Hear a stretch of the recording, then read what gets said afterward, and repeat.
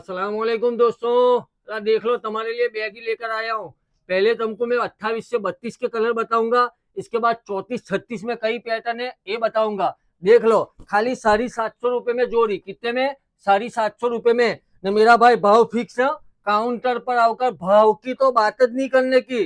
भाव फिक्स है। फिर अमुक जने रिसा जाते लेकिन 50 का मान नहीं रखते। अरे मेरा भाई तमें रखो ने हमारा मान। तमें क्यों नहीं रखते? इतने कम भाव में तो अपने देते। इतने भाव की बात नहीं करने की। का किया तुमको? ने गाड़ी मारी लेकर आओ ने मेरा भाई। तो इंडिया रेस्टोरेंट पार्क करने की। कहाँ पार्क करने की? इंडिया रेस्टोरेंट तुम्हारी गाड़ियां पार्क करके आने की। ने सुन लो, रमजान में दुकान का टाइम रहेगा सुबह में 11 बजे से लेकर ने रात को 11 बजे तक। अभी का टाइम क्या चलता है अपनी दुकान का? कि सुबह में 9:30 बजे से लेकर रात को 8:30 बजे तक अभी टाइम चलता है। पहले मैंने तुमको रमजान का टाइम बताया।